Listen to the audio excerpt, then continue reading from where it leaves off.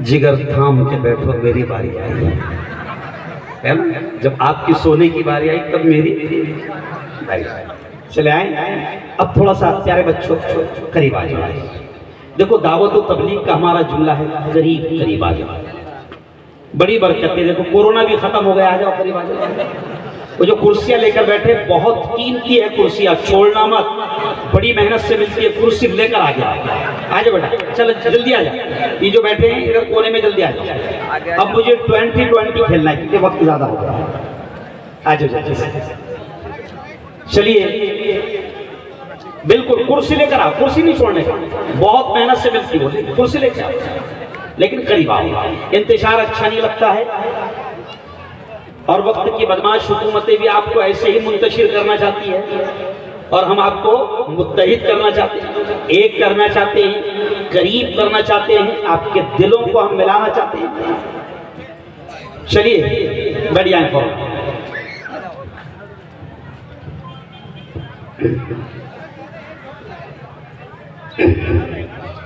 चलिए मुझे इजाजत नहीं, मैं उस वक्त समझूंगा कि आप अब सुनने के लिए तैयार हो गए हैं।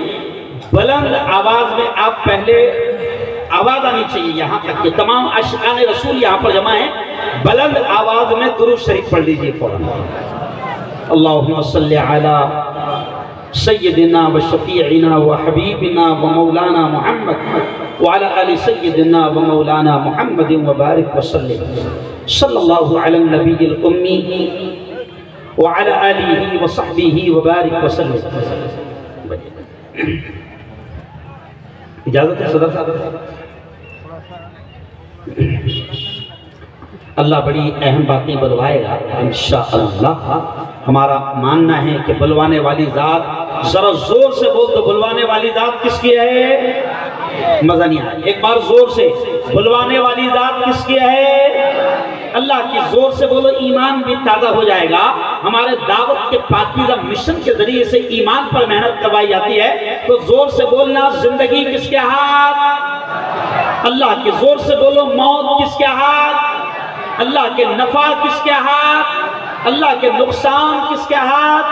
अल्लाह के। ये हवाएं कौन चलाता है? अल्लाह। बादलों को कौन लाता है? अल्लाह। बारिश को कौन बरसाता है? अल्लाह। इस जमीन का, आसमान का पूरा सिस्टम, पूरा निजाम किसके हाथ में है? अल्लाह के हाथ में। तो इन चोरों के हाथ में क्या है?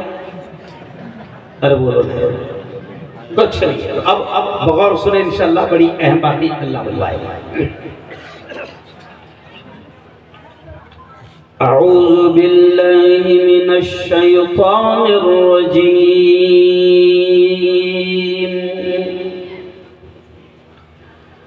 बिस्मिल्लाहिर रहमानिर रहीम।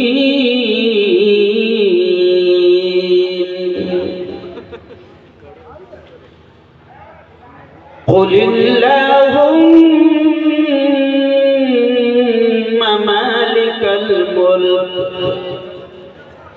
तुअतिल मुल्क मन तशा व तंज़िउल मुल्क मिम्मन तशा व तुइज़्ज़ु मन तशा व तुज़िल्लु मन तशा बियदिकल खैर इन्नका अला कुल्लि शैइन क़दीर। व क़ाल तआला या अय्युहल्लज़ीना आमनू अनफुसकुम व अहलीकुम नारा। व क़ाल तआला फमन यअमल मिस्क़ाल ज़र्रतिन खैरन यरह व मन यअमल मिस्क़ाल ज़र्रतिन शर्रन यरह। वक़ाल रसूलुल्लाह सल्लल्लाहु अलैहि वसल्लम खैरुकुम मन तअल्लमल कुरआन व अल्लमा औ कमा क़ाल अलैहि सलातु व तस्लीम। वक़ाल सल्लल्लाहु अलैहि वसल्लम कुल्लुकुम राइन व कुल्लुकुम मस्ऊलुन अन रईयतिहि औ कमा क़ाल अलैहि सलातु व तस्लीम।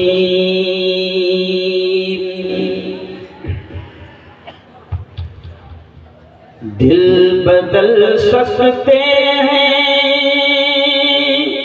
अशार पर ध्यान देना, बड़ा अहम पैगाम, बड़ा अहम संदेश और बड़ा ही अहम मैसेज इन अशार में है जो मैं यहाँ से शुरू कर रहा हूँ।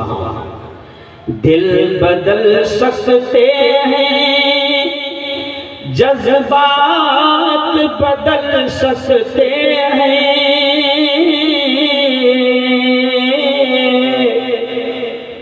मुल्क के फिक्र ख्यालात बदल सकते हैं,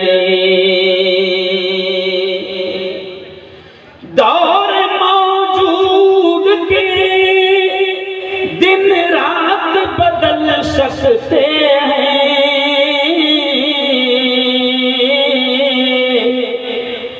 हम बदल जाएं तो हालात बदल सकते हैं, हम बदल जाएं तो हालात बदल सकते हैं।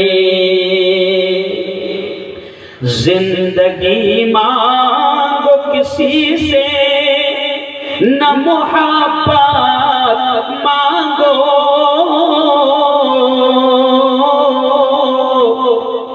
तख्त मांगो न कोई ताज हुकूमत मांगो। झूठी दुनिया है ये, दुनिया की न शोहरत मांगो, सिर्फ अल्लाह से तुम इल्म की दौलत मांगो। इल्म क्यों मांगो? अल्लाह से। तो अल्लाह से देखिए, इल्म इंसान की औकात बढ़ा देता है, इल्म सोई हुई तकदीर जगा देता है। इल्म सीखोगे तो तकदीर संवर जाएगी, जिंदगी वरना अंधेरों में गुजर जाएगी। इल्म जिसको नहीं मंजिल वो कहाँ पाता है,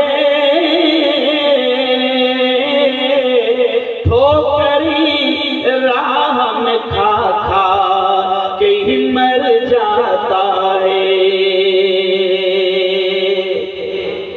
सदक़ल्लाहुल अज़ीम व सदक़ रसूलुहुन नबियुल करीम।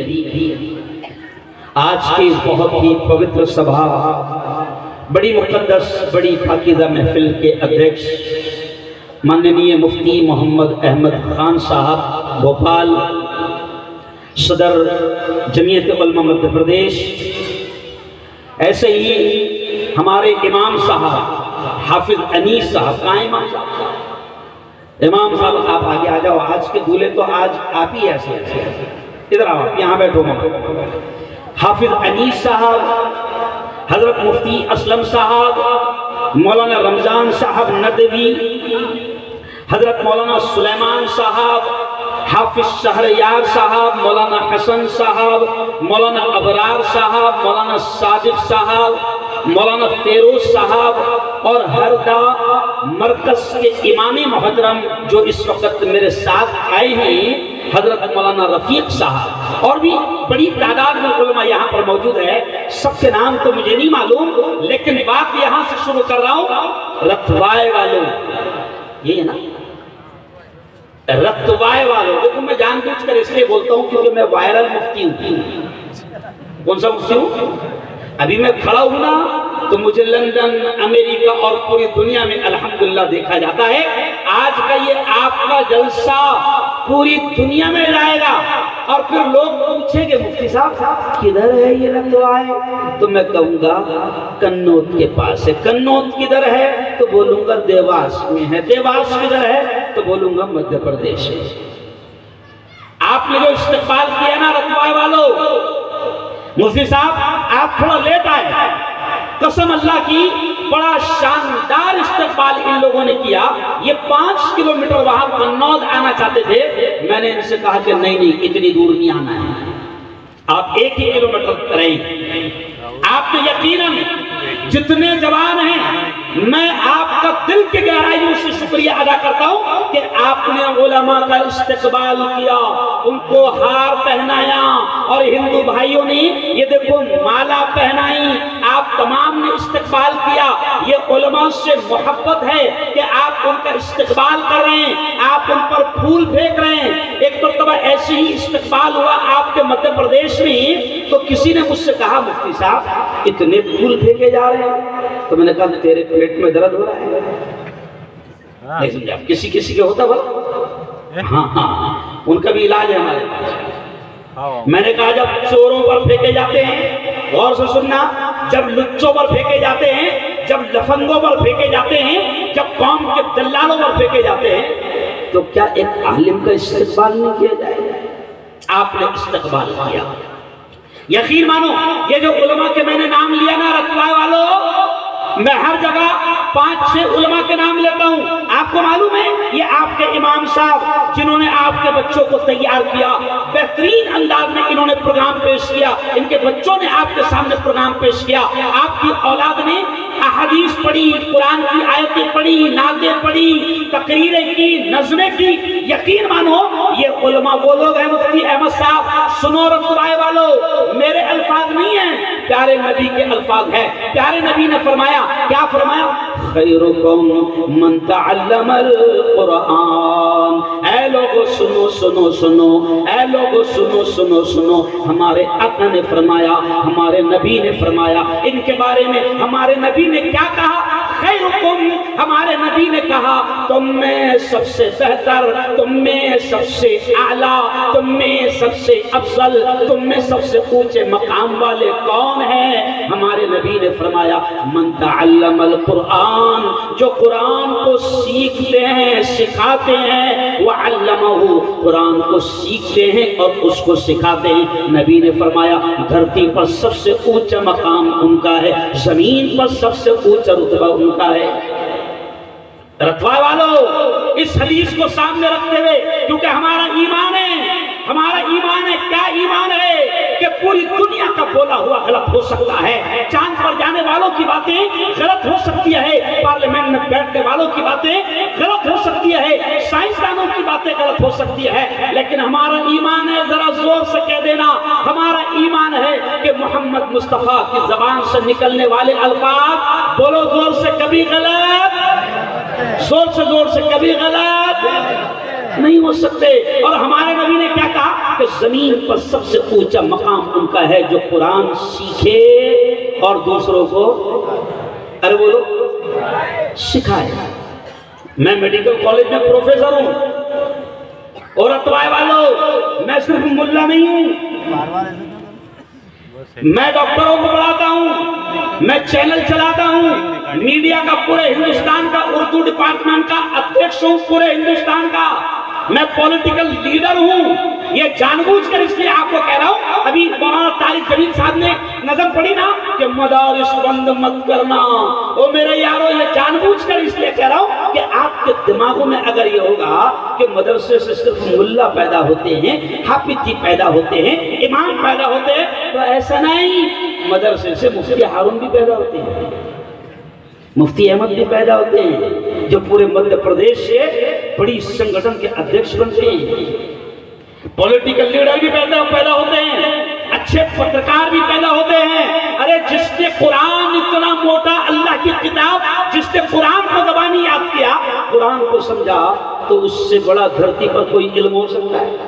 अरे बोलो, नहीं हो सकता। इसलिए नबी ने कहा कि धरती पर सबसे ऊंचा मकाम उनका है जो कुरान सीखे और दूसरों को सिखाए। आज आपके बच्चों ने प्यारा यहाँ पर प्रोग्राम पेश किया, लेकिन अब सुनना, मैं इंशाअल्लाह वतन पर बोलूंगा, एकता पर बोलूंगा, समूह लोन पर बोलूंगा, मुल्क के हालात पर बोलूंगा और 1 घंटे के अंदर ही बोलूंगा। ये भी खास बात है, समझ लिया? मैं बोलूंगा, लेकिन सबसे पहले बात यहां से शुरू कर रहा हूं कि देखो यारो, मैं हिंदू भाइयों से भी कहता हूं, आपसे भी कहता हूं, जैसे मुफ्ती अहमद साहब ने कहा ना कि मदारिस में क्या सिखाया जाता है, क्या पढ़ाया जाता है, मुफ्ती अहमद साहब ने खुलकर ये कहा। लेकिन मैं आपसे ये कहता हूं कि मदारिस बंद मत करना। ये जो तुम्हारी मस्जिद में मकतब चल रहा है, जहां तुम्हारे बच्चों को मकतब की, दीन की, मदरसे की तालीम दी जा रही है, वो जो तालीम यहाँ दी जा रही है ना, किसी इंग्लिश स्कूल में नहीं दी जाती। अभी बच्ची नहीं है मेरे सामने, वरना बच्चे खुद बोलते, जिन बच्चों पर हम इंग्लिश में लाखों रुपए खर्च कर रहे हैं, जिनको स्कूल पढ़ाने के लिए, वहां पर क्या पढ़ाया जा रहा। अगर बच्चे होते ना तो वो जोर जोर से बोलते, लेकिन फिर भी तुम भी बोलेंगे। देखो स्कूल में क्या पढ़ाया जाता है, ए फॉर, बोलो बोलो बोलो, तुम भूल गए क्या? Apple, B for bird, C for cat, D for dog। Cat यानी बिल्ली, डॉग यानी कुत्ते बिल्ले पढ़ाए जाते हैं और उन पर लाखों रुपए। लेकिन फिर भी हम क्या कहते हैं मुफ्ती साहब, कुत्ते बिल्ली भी पढ़ो, हम मना, अरे बोलो, हम मना नहीं करते, हम कहते कुत्ते बिल्ले भी पढ़ो।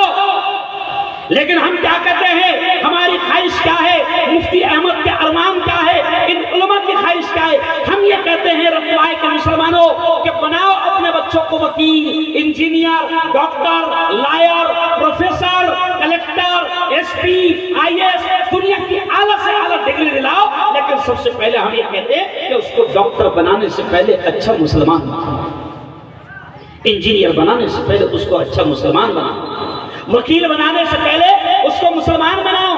मेरे कायद, हमारे लीडर, हमारे राष्ट्रीय अध्यक्ष मौलाना अरशद मदनी ने दिल्ली के प्रोग्राम में मुसलमानों से कहा था कि मुसलमानों बनाओ अपने बच्चों को अच्छा वकील बनाओ। क्यों? तो उन्होंने अगला जुमला कहा था कि मुसलमानों, हिंदुस्तान की जेल में हजारों मुसलमान बेकसूर जवान जेल के सलाखों में बंद पड़े हैं। आज मुसलमानों के पास में उनका केस लड़ने के लिए अच्छे मुसलमान वकील नहीं है। बनाओ वकील, हम मना नहीं करते, बनाओ डॉक्टर।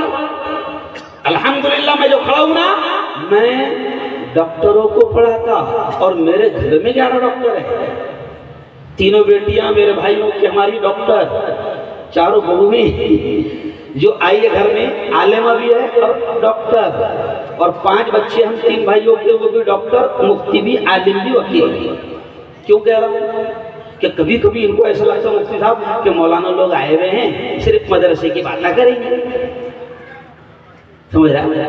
अरे मदरसे की बात नहीं कर रहे हम कह रहे हैं डॉक्टर भी बनाओ, इंजीनियर भी बनाओ, वकील भी बनाओ, आईएएस भी बनाओ, कलेक्टर भी बनाओ, हम मना नहीं करते। लेकिन हमारी तमन्ना सिर्फ इतनी है कि अपने बच्चों को सबसे पहले अच्छा, सच्चा, पक्का मुसलमान और मोमिन बना दो।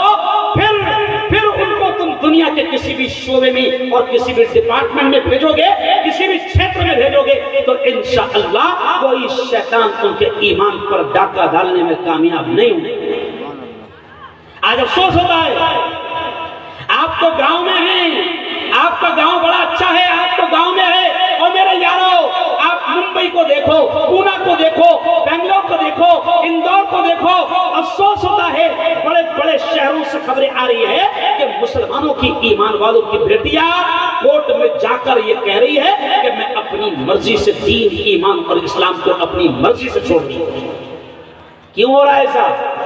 क्योंकि उनके माँ बाप ने उनकी दीन की, इस्लाम की, ईमान की, कुरान की तालीम की फिक्र नहीं की।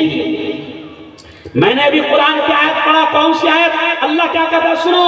और मैं हिंदू भाइयों से भी कहूंगा कि आखिर तक मौजूद रहना। आखिर में जो देश के हालात और एकता पर मैं बोलूंगा, बहुत काम की बात बोलूंगा, लेकिन मैं मदरसे से शुरू कर रहा हूं। देखो रत्तवाए वालों, मैंने कुरान की आयत पढ़ा, कौन सी आयत? अल्लाह क्या कहता है? या अय्युहल्लज़ीना आमनू क़ू अनफुसकुम। अल्लाह कहता है ऐ ईमान वालों। अल्लाह ईमान वाले मर्दों से कहता है, अल्लाह ईमान वाली औरतों से कहता है। क्या कहता है अल्लाह? ऐ ईमान वालों, बचाओ अपने आप को। अल्लाह कहता है बचाओ अपने आप को और अपने घर बार वालों को नारा जहन्नम की आग से बचाओ। अल्लाह कहता है अपने आप को भी बचाओ और अपने घर बार वालों को भी बचाओ। ये छोटे छोटे बच्चे हैं ना, चले गए।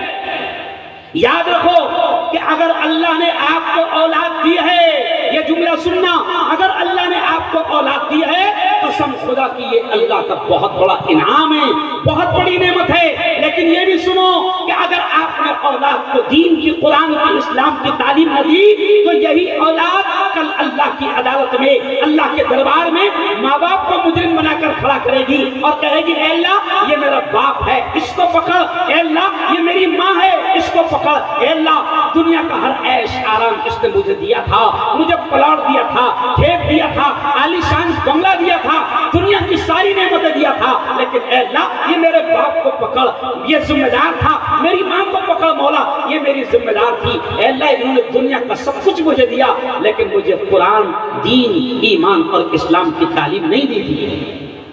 ये है, इसलिए हम कह रहे हैं कि अपने औलाद को बेहतरीन अंदाज में पढ़ाओ। और याद रखो मदरसे भी पढ़ेंगे वो अल जन्नतु तहता अक़दामिल उम्महात, माँ के कदमों के नीचे जन्नत है, मदरसे में पढ़ाया जाता है। अल वालिदु औसतु अब्वाबिल जन्ना, बाप जन्नत के दरवाजों में से बीच का दरवाजा है, मदरसों में पढ़ाया जाता है। अल अम्मु वालिदुन, चाचा का मर्तबा बाप के बराबर है। वल खालतु वालिदा, और खाला का मर्तबा माँ के बराबर है, मदरसे में पढ़ाया जाता है। ये अखलाक की तालीम, ये किरदार की तालीम, ये कैरेक्टर की तालीम, ये चरित्र की तालीम अल्लाह की कसम किसी इंग्लिश स्कूल में नहीं दी जाती। पढ़ाओ मदरसा, बेहतरीन तालीम का इंतजाम करो। और फिर अभी मैंने कहा ना, क्या कहा कि अल्लाह कहता है कि अपने आप को भी और अपने घर बार वालों को भी जहन्नम की आग से बचाओ, बचाओ। तो मेरे यारो, तुमको हमको देखना पड़ेगा कि कौन सी ऐसी हराम चीजें हैं जो हमारे हलक में या हमारे औलाद के हलक में जा रही है। हराम लुकमा जो होता है ना, हराम लुकमा, हराम लुकमा कितना खतरनाक होता है ये सुनो। हराम लुकमा इतना खतरनाक होता है कि आपके और हमारे नबी ने कहा कि अगर किसी के हलक में हराम का लुकमा उतर जाए, हराम का लुकमा उतर जाए, तो आपके और हमारे नबी ने कहा कि तुम फिर काबा का दरवाजा और काबा का गिलाफ पकड़ कर भी दुआएं मांगोगे तो अल्लाह तुम्हारी दुआओं को कबूल नहीं करेगा। आज हम सोच ही नहीं रहे मुफ्ती साहब कि हम औलाद को क्या खिला रहे हैं। आज हम सोच ही नहीं रहे कि हमारे हलक में कौन सा लुक्मा जा रहा है। अरे यारो मुसलमानों, तुमको मालूम है शैतानों ने ऐसे प्लान, ऐसी स्कीमें बनाई है कि तुम्हारे हलक में हराम उतरेगा, तुम्हारे हलक में सूद उतरेगा, तुम्हारे हलक में ब्याज उतरेगा और तुमको खबर भी नहीं होगी, एहसास भी नहीं होगा। जबकि सूद कितना खतरनाक मामला है। कुरान में क्या कहा गया, ये जुमला सुनना। कुरान में ये कहा गया, हजरत कुरान में ये कहा गया कि जो सूद लेता है या देता है, जुमले पर ध्यान देना, मेरे अल्फाज नहीं, अल्लाह के अल्फाज है। कुरान में कहा गया कि जो सूद लेता है या सूद देता है वो अल्लाह से जंग का ऐलान करता है। किससे जंग करता है? अरे बोलो। अच्छा एक बात बताओ, अल्लाह से जंग में शद्दाद जीता? अरे बोलो। नमरूद जीता? नहीं। कारून जीता? नहीं। हामान जीता? नहीं। फिरौन जीता? नहीं। अरे अल्लाह से जंग में कोई नहीं जीता, ना जीत सकता है, सोच भी नहीं सकता है। और अल्लाह कहता है अल्लाह को सूद ब्याज इतना नापसंद है हजरत कि अल्लाह ये कहता है रखवा वालों कि जो सूदी लेन देन करेगा अल्लाह कहता है मैं उससे जंग का अल्लाह कहता मैं उससे जंग का ऐलान करता हूं, यानी जो अल्लाह के सामने जंग के लिए आएगा वो उखाड़ दिया जाएगा। आज क्या हो रहा है मुफ्ती साहब, कभी कभी मुसलमानों को भी पता नहीं चलता कि उसके हलक में ब्याज जा रहा है, उसके हलक में सूद जा रहा है। आपके यहाँ है कि नहीं वो नहीं मालूम, लेकिन हमारे महाराष्ट्र में हजरत अल्हम्दुलिल्लाह अभी तो खत्म हो गया मामला। ये क्यों कह रहा हूँ कि अगर आपने औलाद को हराम लुकमा खिलाया, अपने हलक में हराम लुकमा डाला, अपने हलक में प्याज का लुकमा डाला, अपने हलक में सूद का लुकमा डाला, अल्लाह दुआएं कबूल नहीं करेगा। आज हम सब परेशान है, पूरा हिंदुस्तान परेशान है, हम सब दुआ कर रहे हैं अल्लाह जुल्म को खत्म फरमा, अल्लाह जालिमों को खत्म फरमा। नहीं हो रहा, जुल्म भी खत्म नहीं हो रहा और जालिम भी, अरे बोलो खत्म नहीं हो रहा। क्यों नहीं खत्म हो रहे? इसलिए कि तुम ब्याज खा रहा ना, तो सूद खा रहा ना। अच्छा अब सूद समझ में नहीं आता। कयामत की निशानी में से एक निशानी ये भी है, सूद आम हो जाएगा। जैसे नबी ने कहा था ना, क्या कहा था प्यारे नबी ने? औरतें भी मेरी बात को सुन रही होगी, औरतें सुन ले। प्यारे नबी ने आज से 1500 साल पहले कहा था, क्या कहा था? रुब्बकासियातिन आरियात, एक जमाना ऐसा आएगा कि औरतें कपड़े पहनकर भी नंगी रहेगी। आज वो जमाना आ गया, जितना कीमती और महंगा कपड़ा है बदन उसमें से नजर आ रहा है। आज वो जमाना आ गया कि कपड़े पहनकर भी औरतें नंगी नजर आती है। समझ रहे आप? तो अब नबी ने कहा था कि एक जमाना ऐसा आएगा कि औरतें कपड़े पहनकर भी नंगी रहेगी। वो जमाना आ गया, दुनिया की आंखों ने देख लिया। ऐसे ही प्यारे नबी ने कहा था कि एक जमाना ऐसा आएगा कि ब्याज सूद आम हो जाएगा और लोगों को एहसास नहीं होगा। अभी आपके और मेरे हलक में सूद कैसा डाला जा रहा है मालूम आपको? तुम्हारे यहाँ है कि नहीं मालूम नहीं, लेकिन मैं इस्लाह माशरा का उन्वान है, इसलिए अल्लाह ने मेरे ज़हन में पहले ये पॉइंट डाल दिया। आगे आऊंगा मैं बहुत सारे पॉइंट्स पर, लेकिन पहला पॉइंट रब ने डाला। क्योंकि मैंने शुरू में कहा हम कोई तकरीर वकरीर याद नहीं करते, तकरीर याद करने का जमाना अरे बोलो गया। मदरसे में याद करते थे, मार भी खाते थे, गया वो जमाना। अल्लाह बुलाता है तो अल्लाह ने पहले मेरे जहन में इस्लाह माशरा और समाज सुधार पर यह पॉइंट डाल दिया कि रतवाए जा रहा है मेरे बंदे, मेरे बंदों को यह समझाना कि अपने हलक में सूद और ब्याज को उतरने मत दो। और ये बदमाश क्या कर रहे हैं आपको पता भी नहीं चल रहा। हमारे यहाँ एक लोन चलता है, तुम्हारे यहाँ चलता कि नहीं चलता नहीं मालूम, हमारे यहाँ एक लोन चलता है, वो सिर्फ औरतों को दिया जाता है।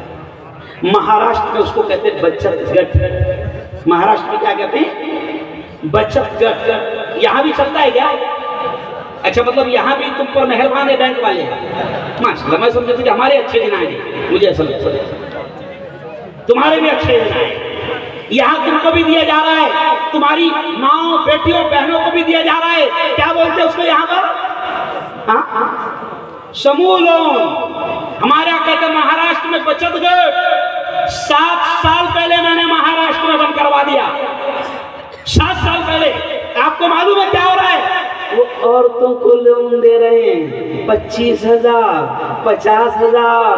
मर्द बड़ा खुश हो रहा, बहन ने लाई 50, बीवी ने लाई 50, माँ ने लाई 50, क्यों?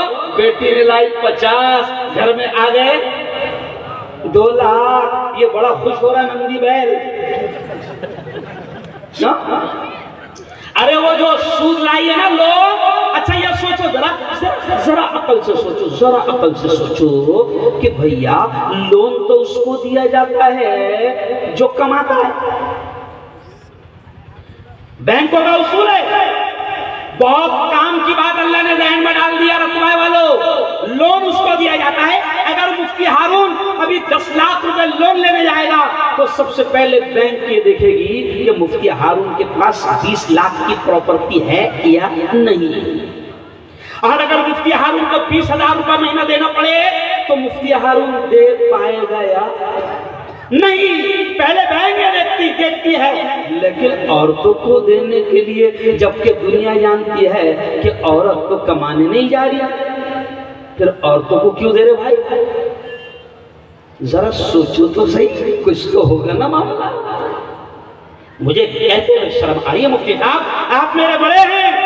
महाराष्ट्र में क्या हुआ कि इन कमीनों ने औरतों को समूह लोन के नाम पर, बचत गट के नाम पर इनको लोन दिया। तो सबसे पहले तो इन्होंने शैतानी हरकत क्या की कि मुसलमान नमाजी है, 5 वक्त का नमाजी है, उम्रे भी कर रहा, हज को भी जा रहा, लेकिन इसकी बेटी को लोन मिल गया, इसकी बीवी को लोन मिल गया, इसके घर में बहन को लोन मिल गया, इसके घर में ब्याज के पैसे चले गए, इसको पता भी नहीं चला, और इसके घर में ब्याज के पैसे चले गए। अब अल्लाह कहता है कि तू काबा को पकड़कर भी दुआएं मांगेगा तो मैं तेरी दुआएं कबूल नहीं करूंगा। सोचो, पहला वार तो उन्होंने ये किया कि तुम्हारी दुआओं का असर खत्म कर दिया है। दूसरी चीज मुझे कहते हुए शर्म आ रही है, अल्लाह करे कि यहां ना हो, लेकिन महाराष्ट्र में ऐसे वाकयात हुए कि इन कमीनों ने औरतों को लोन देकर, अगर 1 लाख रुपए औरत को लोन दिया गया और अल्लाह ना करे अगर उससे लोन के पैसे भरे नहीं गए, किस्त भरी नहीं गई, तो फिर इन शैतानों ने हमारी माओ, बहनों और बेटियों को गलत कदम उठाने पर मजबूर भी किया। जरा सोचो, मैं समझता हूं मुफ्ती साहब कि अगर आज के जलसे में रफ्तुआए में यही बात अगर एक मुसलमान की भी समझ में आ गई तो कसम अल्लाह की हमारा आज का जलसा कबूल हो जाए। मत खिलाओ ओ मेरे यारो, इन छोटे छोटे मासूम बच्चों को ब्याज का पैसा इनके हलक में उतरने मत दो, समूह लोन का पैसा इनके हलक में उतरने मत दो। अरे ऐसे खतरनाक वाकयात हो रहे हैं कि 1-2 जगह तो हमारे लोगों ने कमेटी बनाकर वो समूह लोन वालों का लोन भरा, मगर उन कमीनों को औरतों के बीच में आने नहीं दिया। अच्छा, स्कीम क्या है मौलाना उनकी? औरतें ही रहेंगी। तो भैया जब सारी औरतें गांव में जमा है तो तू क्यों आ रहा? नहीं समझे मेरा इशारा? आएगा कौन? मर्द।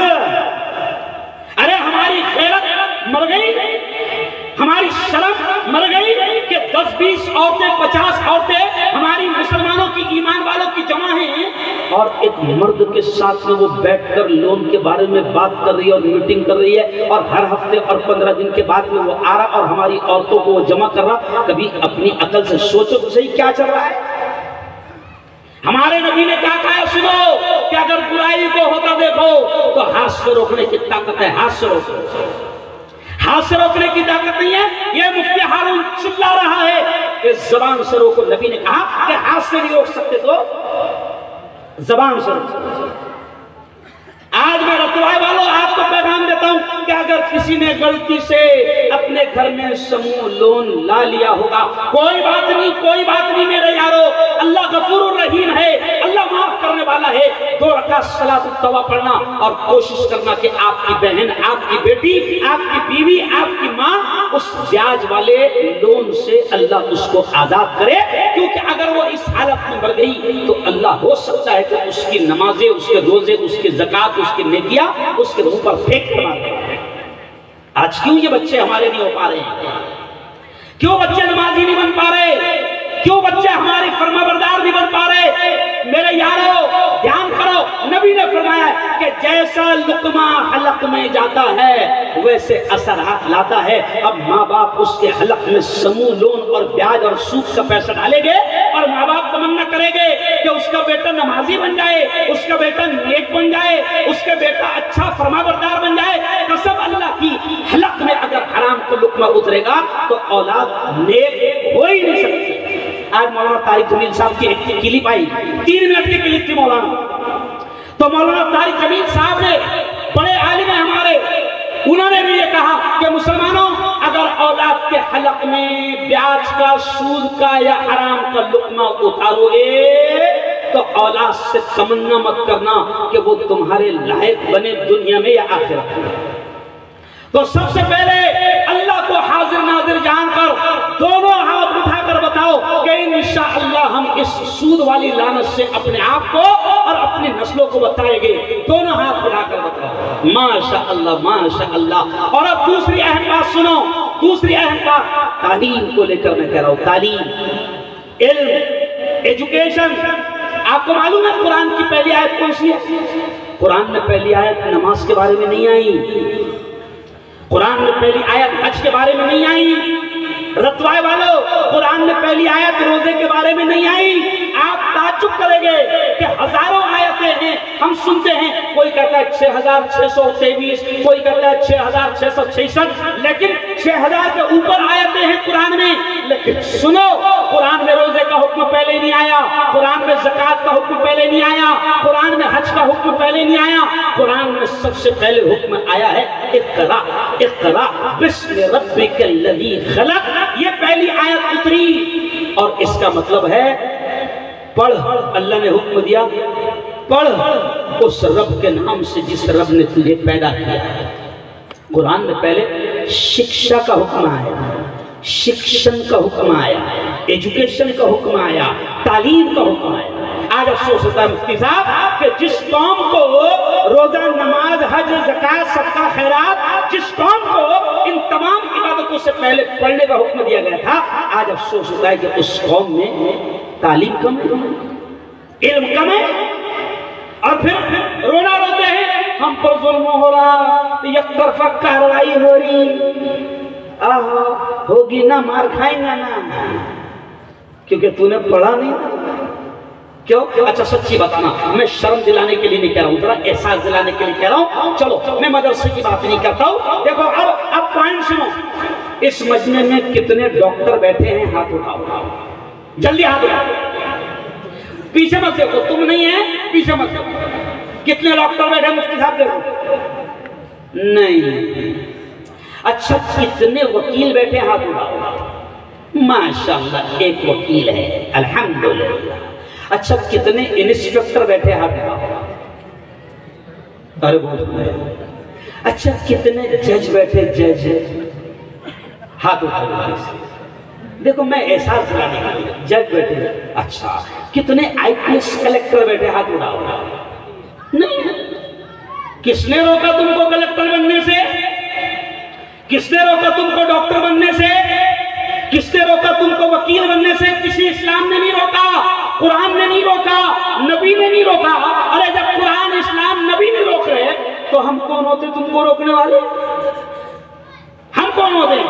अरे हम तो कहते हैं पढ़ो। अच्छा कुरान में सबसे पहले पढ़ने का हुक्म है, लेकिन मुसलमान पढ़ने को तैयार नहीं मुफ्ती साहब। अच्छा अब कहीं दंगा फसाद हो गया, अरे वो तो अल्लाह का शुक्र है, मुझे खुशी है कि अब ये जुमला सुनना, मेरे हिंदू भाइयों तक मेरी ये वीडियो पहुंचाना। मुफ्ती साहब मुझे खुशी हुई कि जब मुफ्ती हारून रतवाए में दाखिल हुआ, एंट्री मारा, तो जैसे मुसलमानों ने स्वागत किया, मुसलमानों ने फूल फेंका। मुझे खुशी है कि मुसलमान जवान और मुसलमान बूढ़े फूल फेंक रहे थे मुझ पर, तो वहीं रमेश, प्रकाश, कैलाश, गणेश हिंदू भाई भी मुझ पर फूल फेंक रहे थे। ये है ओरिजिनल हिंदुस्तान, ये है ओरिजिनल हिंदुस्तान। तो ये तो शुक्र है कि आपके इलाके में नफरतें नहीं है, आपके इलाके में एकता है, आपके इलाके में प्यार मोहब्बत है। अरे हम तो यही चाहते हैं। अभी मुफ्ती अहमद साहब ने भी कहा ना कि मौलाना अरशद मदनी क्या कहते हैं, क्या कहते हैं? मौलाना अरशद मदनी का मशहूर डायलॉग है, कौन सा डायलॉग है? मौलाना अरशद मदनी कहते हैं, मुसलमानों आग को आग से नहीं बुझाया जा सकता। क्या कहते हैं मौलाना?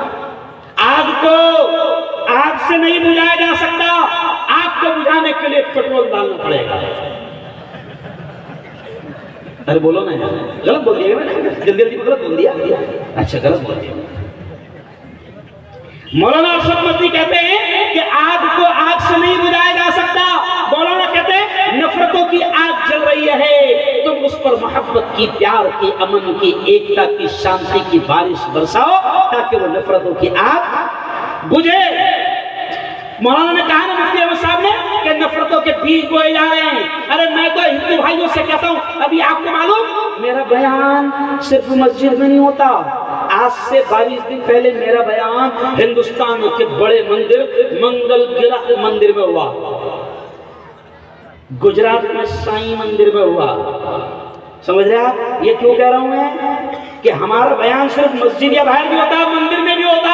तो मैंने हिंदू भाइयों को भी कहा, अगर यहाँ पर हिंदू भाई है तो उनसे भी कहूंगा, अरे ये इतना प्यारा देश है हमारा हिंदुस्तान, इतना प्यारा मुल्क है कि जैसे इकबाल रहमतुल्लाह ने कहा था, सारे जहां से अच्छा हिंदुस्तान हमारा हमारा, सारे जहां से अच्छा हम बुलबुले हैं इसकी, ये गुलसिता हमारा हमारा, सारे जहां से अच्छा। मजहब नहीं सिखाता आपस में पैर रखना, मजहब नहीं सिखाता आपस में पैर रखना। हिंदी है हम, हिंदी है हम, हिंदी है हम, वतन है हिंदुस्तान हमारा हमारा, सारे जहां से अच्छा। यानी इकबाल रहमतुल्लाह अलैह कह रहे हैं कि मजहब नहीं सिखाता आपस में बैर रखना। तो मौलाना मैं हिंदू भाइयों से भी कहता हूँ, बौद्ध भाइयों से भी कहता हूँ, ब्राह्मण भाइयों से भी कहता हूँ, जैन भाइयों से भी कहता हूँ कि मजहब तो नफरत नहीं सिखाता। अब अगर कोई धर्म गुरु बनकर आए, वो चाहे टोपी पैजामा पहनकर आए या भगवा लिबास पहनकर आए और नफरतों की बात करे, तो इसका मतलब वो धर्म गुरु नहीं हो सकता, वो पाखंडी होगा। क्यों भाई? क्योंकि मजहब तो नफरत नहीं सिखाता है, मजहब तो प्यार सिखाता है। अब सुनो, हिंदू भाइयों तक मेरी ये पैगाम जाएगा, उन तक वीडियो पहुंचाना। मैं अक्सर कहता हूँ मुफ्ती अहमद साहब कि हमारे नबी ने इस प्यारे मुल्क के बारे में क्या कहा था मालूम आपको? 1500 साल पहले हमारे नबी ने कहा था, अजीब जुमला, शायद पहली बार तुम सुनोगे। हमारे नबी ने कहा था इस मुल्क के बारे में कि मुझे हिंद से, ये जुमले पर ध्यान देना, हमारे नबी ने मक्का मदीना में बैठकर क्या कहा था? मुझे हिंद से यानी हिंदुस्तान से ठंडी ठंडी हवाएं आती है, ये कहा था। तो मैं हिंदू मुसलमान दोनों को क्या बोलता हूँ मुफ्ती साहब, ए भाई, ए चाय नहीं पिलाना बेटा, इसकी वजह से देश बर्बाद हुए। चाय नहीं पिलाना, बिल्कुल बिल्कुल, ले आओ बस, मुझे बोलने दे 15 मिनट और। तब सुनिए, चाय की वजह से देश बर्बाद हुआ है, समझ रहे आप? और ये चाय पिला, तो आप सुन लो आखिरी जुमला कि हिंदुस्तान के बारे में हमारे नबी ने कहा था, 1500 साल पहले कहा था कि मुझे हिंद से ठंडी ठंडी हवाएं आती है। तो मैं हिंदू भाइयों से भी कहता हूँ, मुसलमानों से भी कहता हूँ कि आओ हम तुम दोनों मिलकर सोचे और देखें कि कौन शैतान है जो मुल्क की ठंडी हवाओं को गर्म कर रहा है। क्यों? देखना पड़ेगा ना रतवाए वालों, बिल्कुल ऐसे ही मोहब्बत से रहना। मुफ्ती साहब ने कहा ना, हमारे नबी ने क्या कहा? जो जमीन वालों पर रहम करता है, आसमान वाला उस पर रहम करता है। और सुनो सुनो सुनो, आपके पड़ोस में रमेश भी रहता है, प्रकाश भी रहता है, कैलाश भी रहता है, गणेश भी रहता है। रतवाए वालों, नबी की तालीम पर अमल करना। नबी ने फरमाया कि जिसका पड़ोसी उसकी तकलीफों से परेशान हो, अल्लाह उसकी इबादत कबूल नहीं करता। अब सिर्फ पड़ोसी लफ्ज कहा, पड़ोसी में मुसलमान नहीं कहा कि मुसलमान पड़ोसी परेशान हो, नहीं नहीं, नबी ने सिर्फ ओनली पड़ोसी कहा कि जिसका पड़ोसी परेशान हो। तो पड़ोसी में कोई भी हो सकता है। अगर सच्चे मुसलमान हो तो अपने हिंदू भाइयों को अपने जबान से भी तकलीफ ना देना, हाथ से भी तकलीफ ना देना, अपने अमल से भी तकलीफ ना देना। यही इस्लाम है, ये तालीम है, ये शिक्षण है। और मैं जवानों से कहूंगा, ये जवान इतने प्यारे प्यारे बैठे, मुफ्ती साहब इतने प्यारे प्यारे जवान बैठे हैं। और जवानों, आज मुफ्ती हारून तुमको ये कह के जा रहा है, अब ये जुमले पर ध्यान देना, आज मुफ्ती हारून कह के जा रहा है कि अपने आप को हर किस्म के नशा से दूर रखो, हर किस्म के नशा से। ये जुमला सुने आप कि जवानों, ये वीडियो जाएगी कि मुफ्ती हारून ने रतवाई में, देवास में, मध्य प्रदेश में ये पैगाम दिया। क्या पैगाम? कि मुसलमानों अपने आप को, जवानों खास तौर से अपने आप को हर किस्म के नशा से दूर रखना, हर किस्म के नशा से दूर रखना। अच्छा, नशा किसको कहते हैं मुफ्ती साहब? इन लोगों के दिमाग में क्या है मालूम मुफ्ती साहब? इनके दिमाग में ये है शराब हराम है, इनके दिमाग में ये बैठा हुआ है। नहीं नहीं, और रतवाई वालों, मैं इतना प्यारा मुफ्ती हूं, मैं आपको बता कर जाता हूं, शराब हराम नहीं है। कितनी खुशी की बात, हिंदुस्तान का पहला मुफ्ती आया जो कहकर जा रहा है शराब हराम। और बोलो, शराब हराम नहीं है, शरीयत ने नशे को हराम नहीं समझा? क्या हराम है? नशा। शराब के माने अरबी में क्या होता है मालूम? अरबी में शराब के माने होते पीना, तो पानी भी पीता, चाय भी पीता, थम्स अप भी पीता, कोका कोला भी पीता, क्यों, पेप्सी भी पीता। हराम नहीं है, पीना हराम नहीं है। हर वो चीज हराम है जिसमें नशा हो। अब नशा, नशा सुनो सुनो, दिमाग में क्या बैठा है? शराब हराम है, वो जो बोतल में है। और क्या अच्छा बोलते नहीं मुफ्ती साहब, इतना अच्छा बोलते हैं, नशा शराब में होता तो नाश्ती बोलता। क्या बोलते? नशा शराब में होता तो नाश्ती बोतल। तो हम कहते बेटा बोतल नहीं नाश्ती, तू नाश्ता। बोतल तो वहीं रहती, नहीं समझा? बोतल कहाँ रहती? वहीं रहती। नाश्ता कौन? तू। नाली में जाता कौन? अरे बोल, तू है ना। कुत्ते मुत कर जाते हैं किस पर? बोतल पर।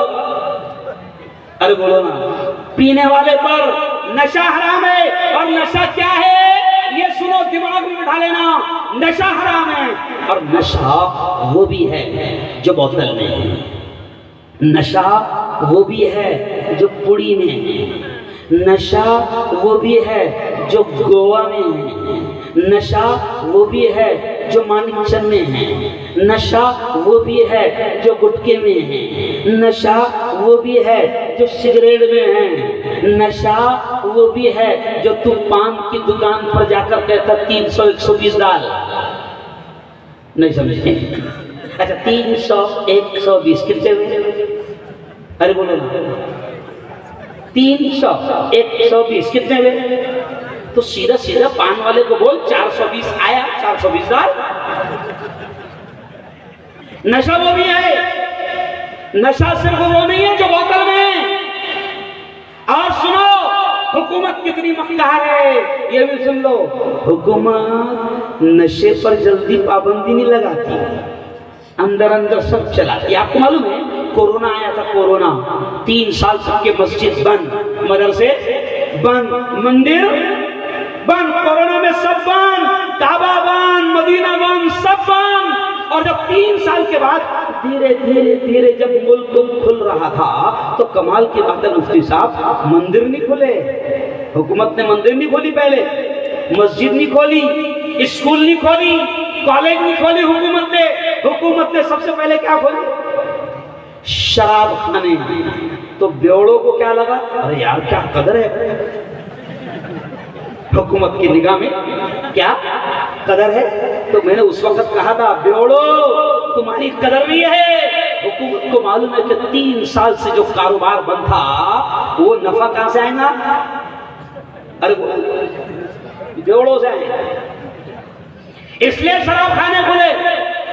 मैं जवानों से कह रहा हूं, जवानों बड़े प्यारे प्यारे जवान हो, लेकिन क्या कर रहे मुफ्ती साहब? अल्हम्दुलिल्लाह ये मेरी कौम के जवान शराब नहीं पी रहे, करम है अल्लाह का।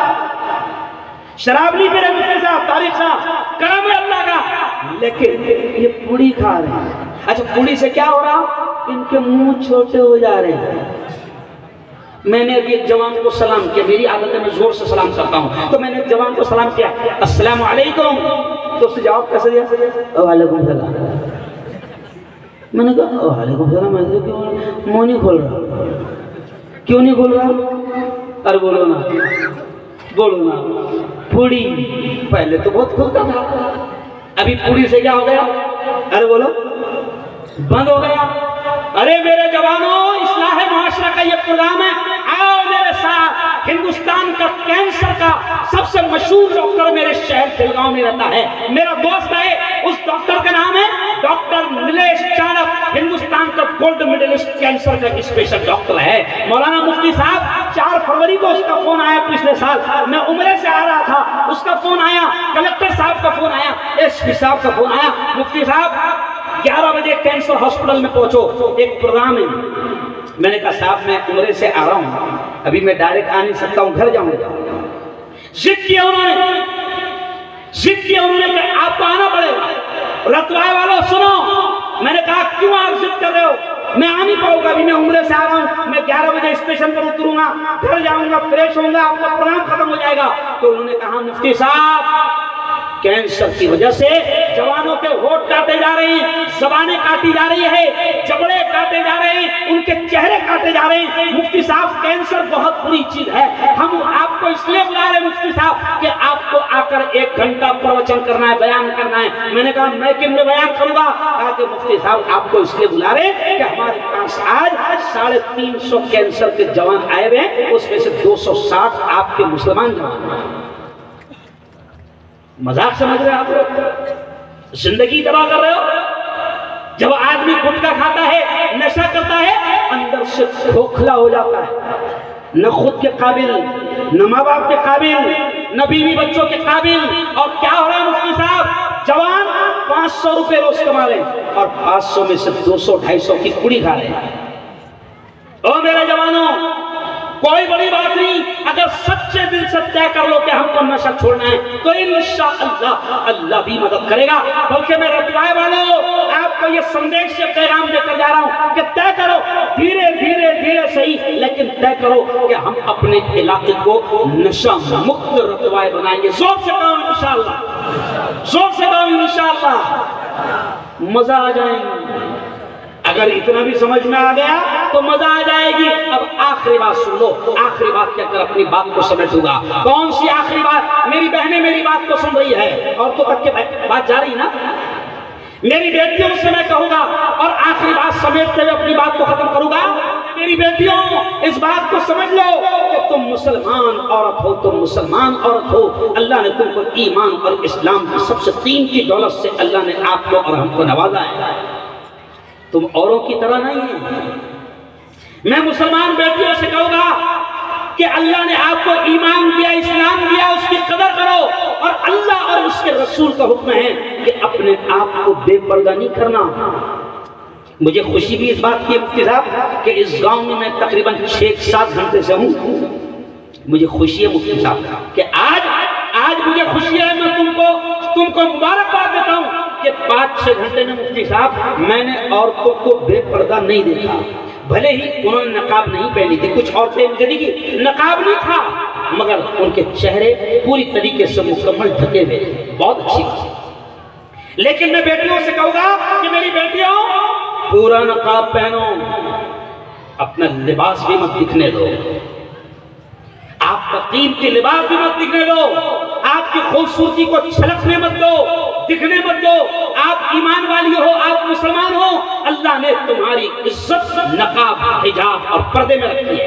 वो कभी कभी आपने देखा होगा कि टर्कों के पीछे कभी कभी कुछ जुमले लिखे रहते हैं, अच्छे भी रहते बुरे भी रहते। एक टर्क पे तो लिखा था मुफ्ती साहब, मेरी भर कर चली तो तेरी क्यों जली? नहीं समझ क्या लिखा था? मेरी भरकर चली तो तेरी क्यों चली? लेकिन एक सड़क पर बड़ा अच्छा जुमला देखा मुफ्ती साहब मैंने कि मुस्लिम बेटी को पूरा नकाब से ढांप दिया गया, पूरा नकाब से ढांप दिया गया मुसलमान बेटी को। और जुमला इतना प्यारा मुफ्ती साहब उस पर लिखा था, उसने कहा, लिखा था जुमला, बेटी पूरी नकाब में ढकी हुई है, उसके हाथ, नाखून, पैर कुछ नहीं दिख रहा है, और उस पर जुमला लिखा था, ओ मेरी बेटियों, ओ मेरी मुसलमान बेटियों, तुम नकाब में रहो, दुनिया औकात में रहे। जुमला कितना प्यारा था। मेरी बहनों, तुम हिजाब में रहो, तुम नकाब में रहो, दुनिया औकात में रहेगी। अगर तुम बेपर्दा निकलोगी तो छिछोरे तुमको छेड़ेंगे। आपको मालूम है, मैं कॉलेज में पढ़ा था, तो गर्मी के दिन में, गर्मी के मौसम में, मई के महीने में हिंदू बेटियां भी हमारे पास पढ़ती हैं, लेकिन कहते हैं ना कि माहौल का असर पड़ता है। अब मई का महीना है, दो हिंदू लड़कियां आई, मैं गेट के पास खड़ा हुआ था, एक टीचर और हम बात करते खड़े थे, तो वो हिंदू लड़की आई, पूरा चेहरा पेशानी ये सब ढका हुआ है ना, और उसने कहा सलाम सर, सलाम सर। मैं समझ गया कि कोई हिंदू बेटी है, लेकिन अब मैंने देखा कि उसका चेहरा पूरा ढका हुआ है, तो मैंने रोककर कहा कि बेटी एक बात बता, ये पूरा चेहरा तो इस्लाम ने ढकने का हुक्म दिया, तूने क्यों ढकी? तो बोले मुफ्ती साहब, अब जुमले पर ध्यान देना क्या बोल रहा हूं। कहा कि मुफ्ती साहब ऐसा नहीं है कि इस्लाम की वजह से मैंने ढकी, मैंने साइंस में पढ़ी। क्या पढ़ी?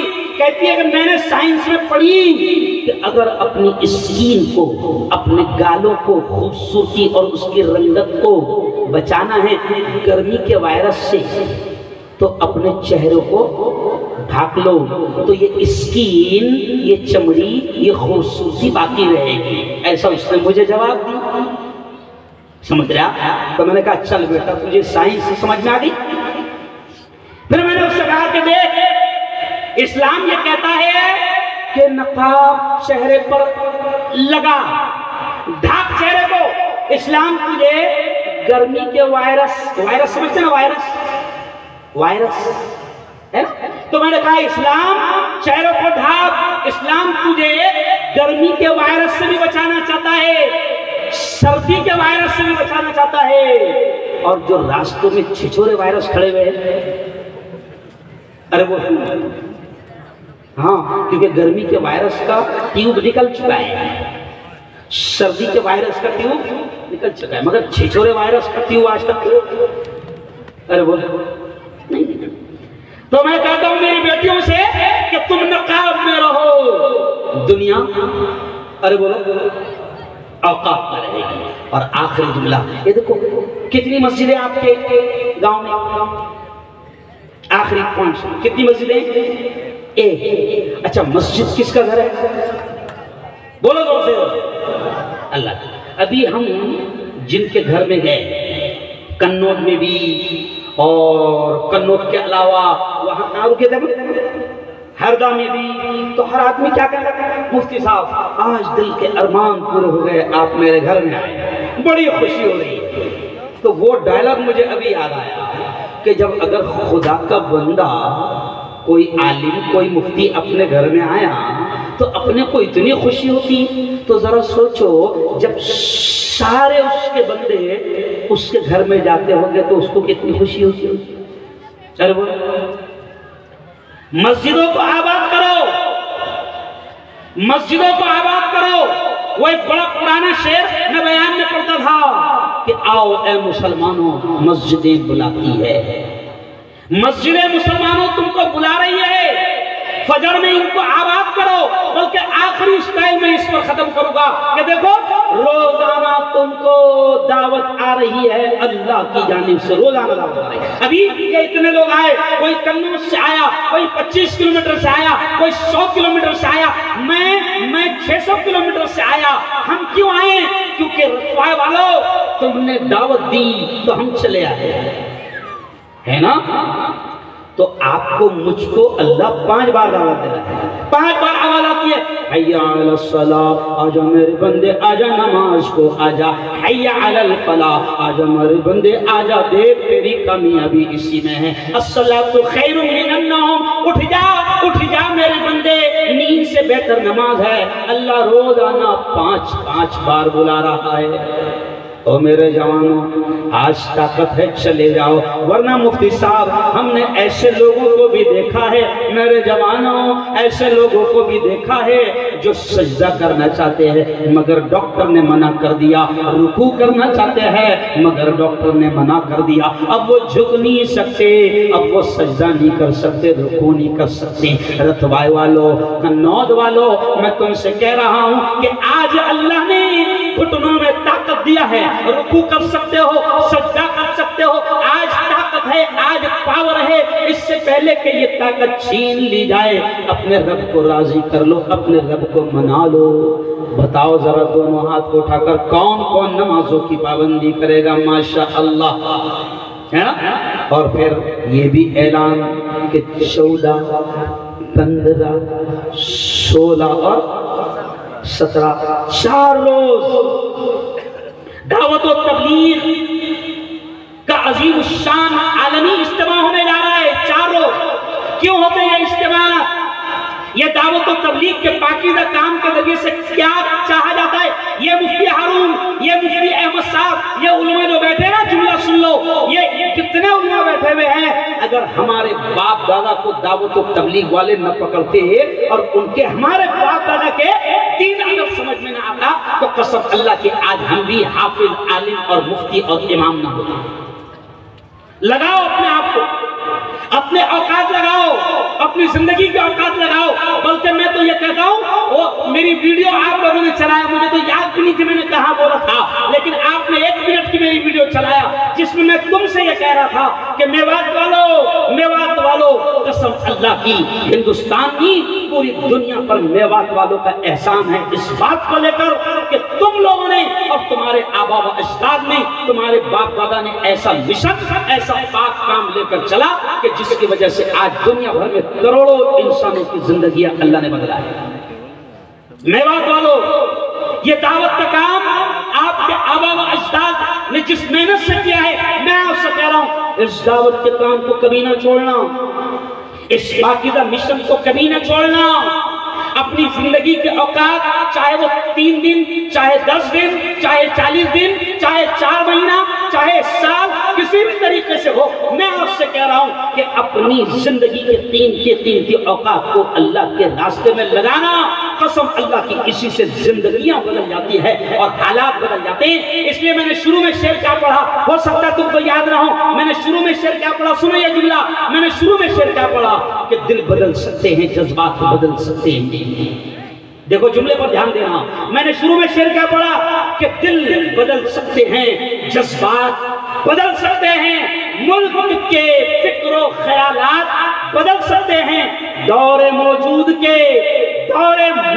के दिन रात बदल सकते हैं, और हम बदल जाएं तो हालात, जोर से बोलो, हाँ, हम बदलेंगे तो हालात बदलेंगे। अगर हम अभी भी सूद खाना नहीं छोड़ेंगे, हम अभी भी झूठ बोलना नहीं छोड़ेंगे, हम अभी भी अगर बुराइयां करना नहीं छोड़ेंगे, हम अभी भी अगर बदमाशी करना नहीं छोड़ेंगे, तो इससे भी बड़ा बदमाश आने वाला है। नहीं समझे? अरे समझे, हमको तो बताया जाता है कि नीचे से जैसे आमाल जाते हैं, ऊपर से वैसे फैसले आते हैं। तो नीचे से अपनी बदमाशियां गई तो बदमाश आ गया, नहीं और भी ज्यादा बदमाशी आएगी तो इससे भी बड़ा बदमाश। अरे बोलो, हालात को बदलना तुम्हारे हमारे हाथ में है। वो कैसा? अल्लाह खुद कहता है कि मैं भी किसी कौम की हालत को उस वक्त तक नहीं बदलता जब तक कि वो कौम खुद अपनी हालत को बदलना न चाहे। तो हम बदलेंगे तो ऑटोमेटिक हालात, अरे बोलो, बदलेंगे। तो अपने बच्चों को तालीम देंगे तो इंशाअल्लाह। अच्छा, मैंने और आने का कभी आपके गांव और बुलाएंगे मुझे? अच्छा, कौन कौन चाहता है कि मैं दोबारा फिर आऊँ? माशाअल्लाह माशाअल्लाह, फिर आऊँगा। अल्लाह ने जिंदगी दिया तो फिर आऊँगा, और भी बहुत सारी बातें फिर करूँगा। एक बार फिर मैं हमारे हाफिज अनीस साहब से जरा खड़े रह जाए यहाँ। हाफिज अनीस साहब को मैं एक बार, इनको, जामे मस्जिद की पूरी कमेटी को और तमाम लोगों को, क्योंकि प्रोग्राम इतनी आसानी से नहीं सजता, नहीं मालूम, मैं नहीं जानता किस किस ने पैसा दिया, किस किस ने दावत दी, किस किस ने मेहनत किया, मैं नहीं जानता। लेकिन सच्ची बताओ, अल्लाह तो जानता है ना। अरे बोलो, मुफ्ती हारून नाम नहीं जानता कि किस किस ने मेहनत किया। मुझे भी 2-3 जवान मिले और कहने लगे, मुफ्ती साहब बड़ी मेहनत से हमने पैसे जमा किए, बड़ा मेहनत से हम काम कर रहे हैं, जितना तुमने मेहनत की हमको नहीं मालूम, लेकिन वो रब जानता है। कुरान की आयत जो मैंने पढ़ा कौन सी आयत पढ़ा खुतबे में? फमन यअमल, इसी आयत पर बात खत्म। कुरान की आयत मैंने पढ़ा, अल्लाह कहता है फमन यअमल मिस्काल ज़र्रतिन खैरन यरा। अल्लाह कहता है ओ मेरे बंदे, दुनिया की जिंदगी में जर्रा बराबर, राई के दाने के बराबर, रत्ती बराबर, अल्लाह कहता है जर्रा बराबर, राई के दाने के बराबर अच्छा काम किया, खैर का काम किया, भलाई का काम किया, अल्लाह कहता है ये रहू, उसके सवाब को, उसके इनाम को अपनी आंखों से देखेगा, मैं दिखाऊंगा। रतवाए वालों, कन्नौज वालों, देवास वालों, एक महीने के बाद आप भूल जाएंगे कि जलसा किस तारीख को हुआ था। इंसान शॉर्ट मेमोरी वाला शख्स है, भूल जाता है, लेकिन हश्र के मैदान में अल्लाह याद दिलाएगा और कहेगा ओ मेरे प्यारो, तुमने एक प्रोग्राम किया था, इस तारीख को किया था, मुफ्ती अहमद को बुलाया था, मुफ्ती हारून को बुलाया था, अलग अलग इलाके से उलमा आए थे, उलमा के कदम तुम्हारी बस्ती में पड़े थे। अल्लाह कहेगा और रतवाए वालों, तुम्हारी ये अदा, तुम्हारा ये काम मुझे बड़ा पसंद आया, ये लोग इसका ये इनाम अल्लाह देगा। कौन देगा? अरे बोलो, अल्लाह देगा। तो साल में एक प्रोग्राम ऐसे ही अच्छे अंदाज में सजाया गया। और अब मुझे जोर से कव्वाली की डिमांड है। कव्वाली के पैसे थोड़ी दे रहे थे लोग, कव्वाली के ज्यादा लगते, मना कव्वाली पढ़ने के बोल रहे हैं। तो अब सुनो, साल में ये तय करो इंशाल्लाह, इधर देखो, ये तय करो, दोनों हाथ लगाकर जोर से इंशाल्लाह बोलना, मुफ्ती साहब आइंदा साल और बेहतर अंदाज में करेंगे, कौन इंशाल्लाह, है ना। अब कव्वाली पर बात खत्म, कव्वाली भूल गया था।